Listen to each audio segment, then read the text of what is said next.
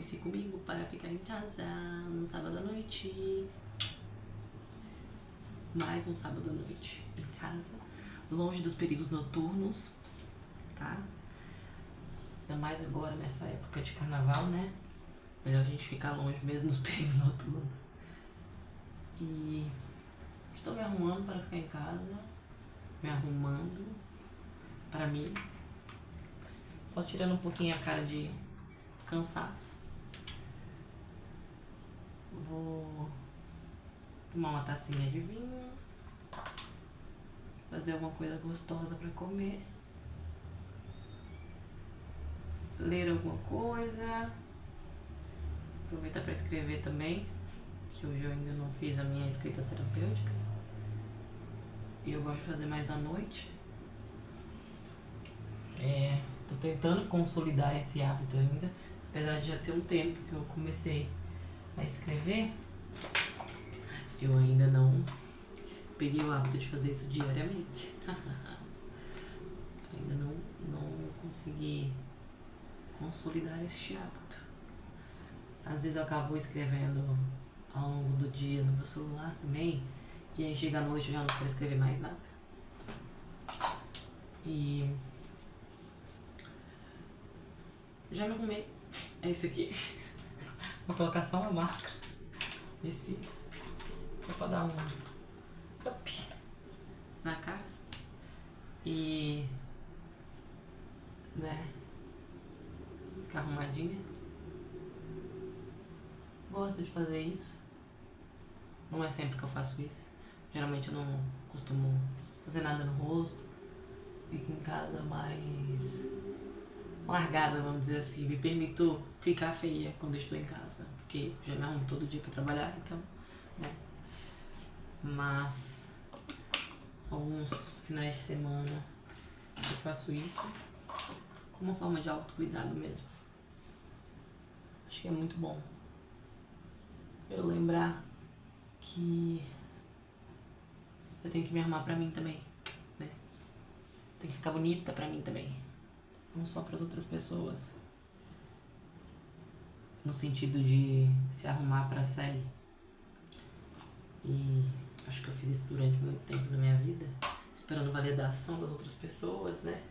De me arrumar pra sair, de só me sentir bem quando eu tava arrumada, enfim. E aí agora tô tentando criar esses hábitos. Então de vez em quando eu faço isso.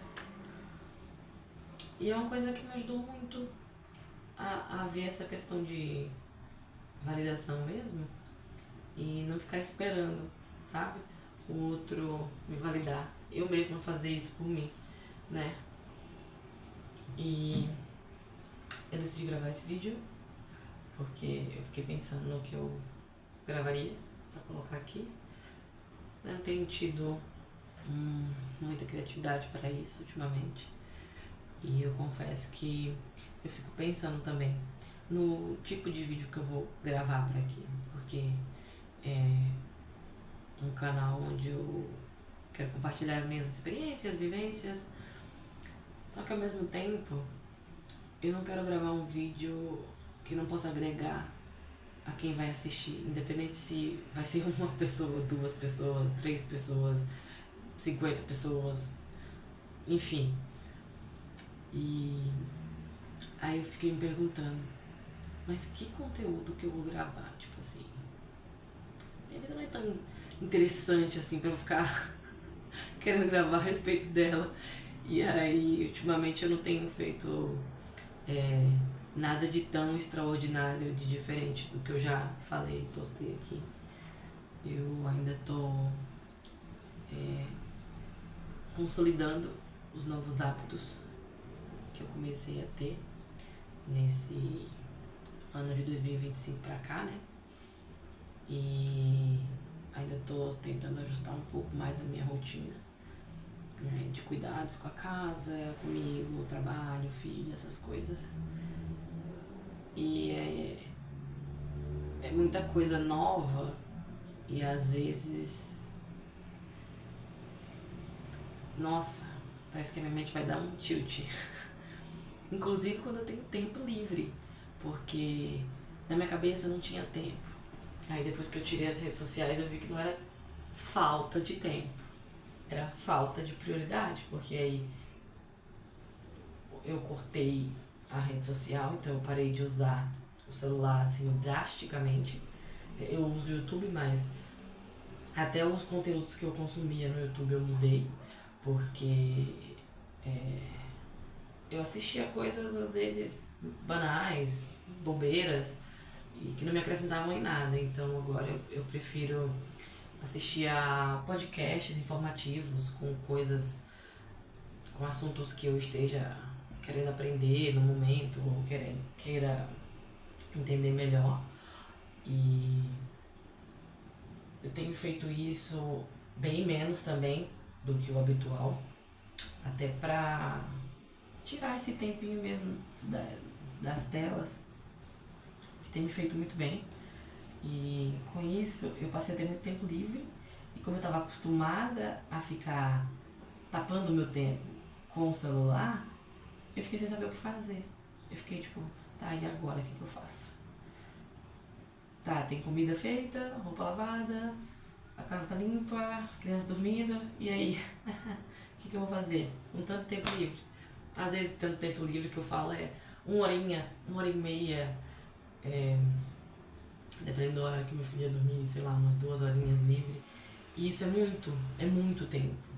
Pra quem tá acostumado a ficar tapando esses pequenos tempos com Instagram, ou com vídeo aleatório, com TikTok, ou qualquer coisa do tipo, pode parecer que é nada.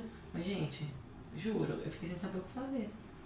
E aí eu tô descobrindo aos poucos o que fazer com o meu tempo livre pra não sobrecarregar o meu cérebro mais do que ele já está sobrecarregado com todos os novos hábitos que eu adaptei agora. E esse ano eu... como que eu posso explicar? Eu empilhei outros hábitos em hábitos que eu já consolidei, pra ir aos poucos conseguindo montar a rotina que eu quero pra mim e pra me transformar na pessoa que eu quero também. É muito difícil fazer isso e leva muito tempo até a gente acostumar, né? A sair de um padrão que a gente tá acostumado a viver durante muito tempo. Então eu aproveitei para descobrir os hobbies que eu gosto de ter, porque eu tinha muitos antes, mas a maioria hoje em dia já não coincidem com a pessoa que eu quero me tornar.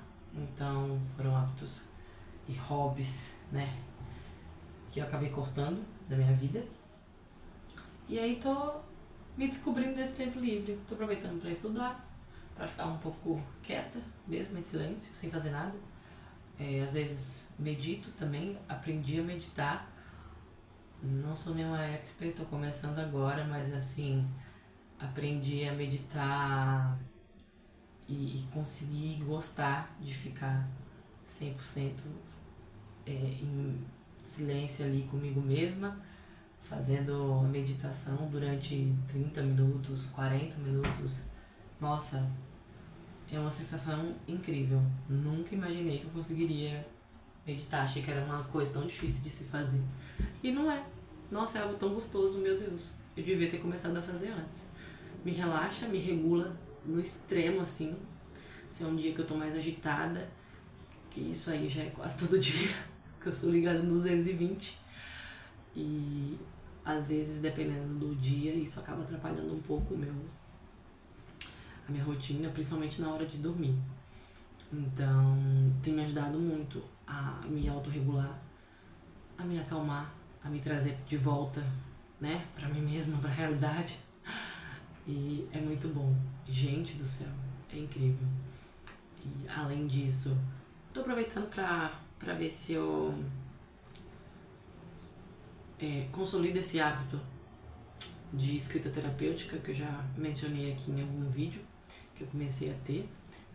Tem me ajudado muito também a lidar com todo esse processo de autoconhecimento que eu tenho passado, a lidar com as minhas emoções melhor. me ajuda a visualizar também, né? Os gatilhos que eu tenho em alguns momentos de estresse, em alguns padrões que eu acabo repetindo, e me ajuda muito a melhorar isso. E acho que é muito bom. Inclusive, indico, as pessoas deveriam ter. Igual antigamente a gente fazia, né? Que teve aí a fase dos diários, todo adolescente tinha, pré-adolescente tinha. E acho que a gente tem que voltar a fazer isso, porque é realmente muito bom. Assim, além desse hábito que eu acrescentei, eu voltei a ler. Eu tinha dado uma parada. A maioria das vezes que eu estou lendo não é livro físico, porque no momento eu não estou podendo aderir a novos livros físicos. Então eu acabo lendo online, que me custa um total de R$0. Que eu tenho um aplicativo de livros, esquilo, eu não sei se é assim que pronuncia, mas enfim, é literalmente a imagem de um esquilo. É um aplicativo muito legal. Tem livros atuais, livros mais antigos, e tem assim muitas opções, muitas variedades para todas as áreas, seja ela psicologia, seja ela poesia, né, romances, ficções, tem ciências, tem de negócios, tem de tudo um pouco. E eu tinha criado o hábito de ler todos os dias no meu hora de almoço, mas aí acabou que fiquei um tempo sem, depois de ter feito algumas leituras, acabei parando, e agora eu tô voltando de novo. E li agora, terminei de ler hoje, um livro do Brunecast, o livro do Brunecast, não, gente, tô falando o nome do podcast do moço, do Thiago Brunet. Ai, não vou cortar essa parte, vai ficar aí. Do Thiago Brunet. O nome do livro é Como Ganhar o Mundo Sem Perder a Alma. Livro sensacional, sensacional. Principalmente para aqueles que acreditam em Deus, que leem a Bíblia, que acreditam na Bíblia, né? Realmente ele tem práticas milenares incríveis. Ele fala muito sobre alguns capítulos, alguns livros da Bíblia, né, a respeito de riquezas, de emoções, de tudo um pouco ele fala nesse livro, que vai ajudar a gente a ganhar o mundo sem perder a alma. Muito interessante, gostei muito, tive muitos aprendizados na leitura, vale a pena ler o livro, sem dúvidas eu compraria para ter o físico comigo para sempre que eu precisar ler. Então é um livro que eu sem dúvidas vou querer comprar mais pra frente, mesmo já tendo lido, porque tem ensinamentos assim de um entendimento muito fácil, né? Ensinamentos práticos, ensinamentos bem didáticos. A forma de falar dele é muito boa, né? Do Thiago, ele é muito bom. Eu já acompanhava ele no YouTube, e aí depois que eu vi algumas propagandas a respeito do livro dele, acabei conseguindo ler por esse aplicativo. E, gente, muito bom. Assim, eu já falei que é muito bom, né? Eu sei, mas é porque é muito bom mesmo. Eu já tinha lido também Emoções Inteligentes dele. Porque não adianta. O ponto central é a gente ser inteligente emocionalmente. Ser mais inteligente emocionalmente. E por isso que é tão importante a gente ter o autoconhecimento, que é a base desse processo. E assim, nesse processo que eu venho de uns tempos pra cá, me conhecendo e trabalhando melhor as minhas emoções, né?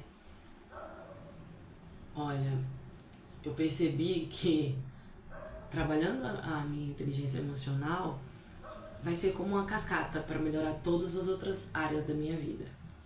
Claro, né? Essa é a base, vamos dizer assim. tem outras coisas que eu posso fazer, por exemplo, na parte financeira. As emoções, elas estão diretamente ligadas nessa parte financeira da gente.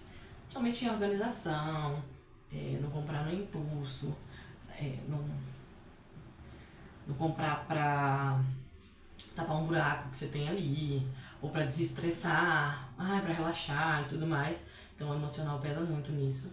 Claro que a gente também tem que estudar um pouco sobre finanças para poder uma coisa levar a outra, né? Trabalhar as emoções, mas também trabalhar nessa parte. E tem me ajudado muito, muito, muito, muito mesmo. Eu tenho conseguido me organizar muito mais financeiramente. Tenho conseguido ter paz. Eu acho que essa é a palavra que resume. Paz. Tenho tido muita paz com isso. Então, é isso. Acho que não tem muito mais o que eu falar. É mais isso que eu queria falar aqui mesmo. Leiam. Por favor, voltem a ler livros, mesmo que seja no celular, já é melhor do que nada, tá? É melhor do que ficar rolando 2 horas de TikTok, de Reels, de Shorts. Muito mais agregável para nossa vida. Então, leiam, galerinha. Muito bom. Tem muitos aplicativos aí gratuitos, com livros bem mais em conta, que dá pra gente ter acesso. E tem livros, assim, de todo tipo. Nossa, online, né? Hoje em dia dá pra...